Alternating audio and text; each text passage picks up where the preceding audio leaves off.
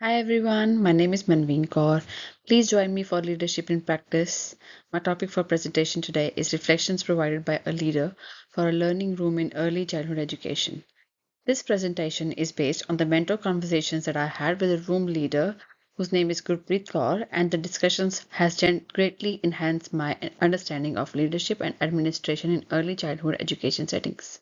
I will look at the changing role of educators as leaders and administrators and the role of advocacy and ethical leadership within the early childhood settings.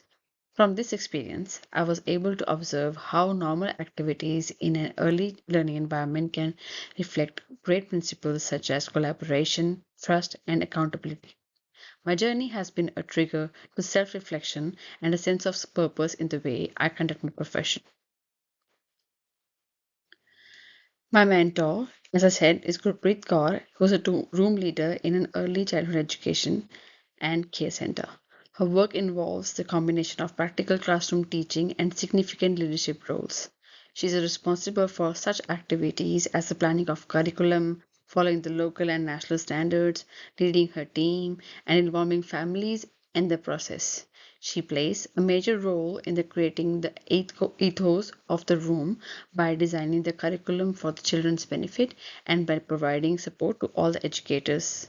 What struck me most about her was the way she does things, which is based on regular and informal communication and the maintenance of ethical standards and teamwork. Her influence goes beyond official tasks because she communicates, collaborates, and cares in her interactions.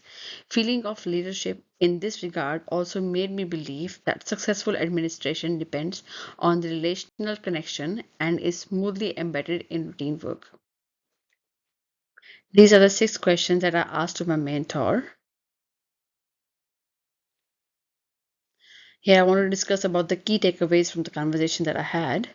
A number of significant insights on leadership developed in our discussion. First, leadership is deeply relational. My mentor has told me that building mutual trust and keeping open lines for communication are essential in guiding a team.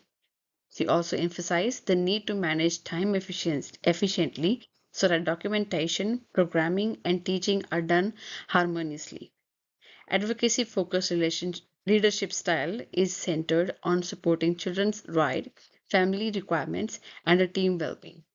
The most significant discovery was how she used collaborative reflection to direct program discussions. These learnings have given me a new perspective on things, taking me beyond seeing leadership as a separate function and into seeing it as a fluid and integrated part of everyday ECEC operations.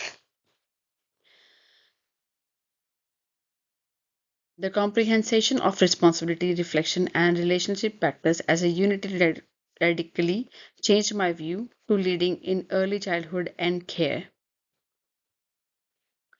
My reflections and surprises. Looking back to our talk, I found several insights that confirmed my beliefs but also surprised me.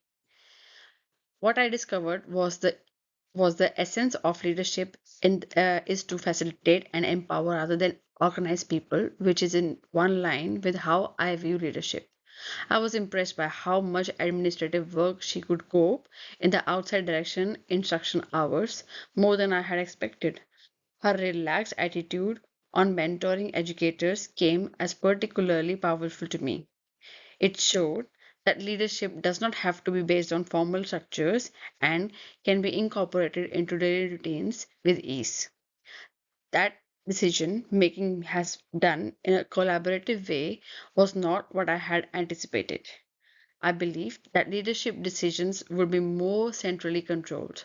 From this, I learned that ethical leadership is characterized by empowering stakeholders, being open and honest, and promoting a positive environment. Building my future practice. The effects of this experience have gently clarified my goals in terms of leadership in education.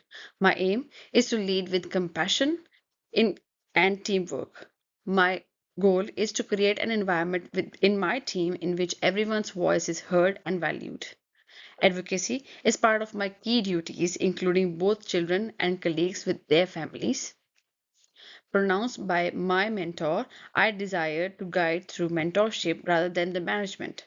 I focus on empowering people to build their strengths, fostering their growth, and to recreate our learning environment.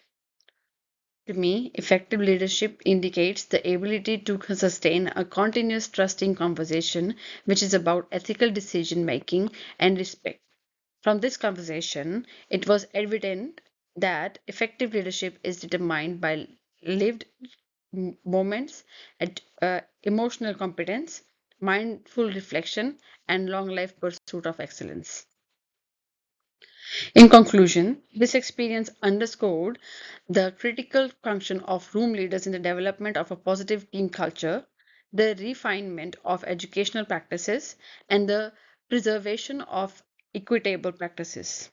Leadership is developed through daily principle action and cooperation, no matter what one's official title is. Today, my professional dreams are about building trust, reflecting insignificantly, and promoting equity. I want to be a leader who empowers others, who thinks about challenges, and is focused on excellence of children. My point of view has changed to acknowledge the deep and complex nature of educational leadership in early childhood environments. It is the application of these theoretical insights and practical experiences that has created the stage for my ongoing growth as an ethical and reflected educational leader. These are some of the references that I've done through my education.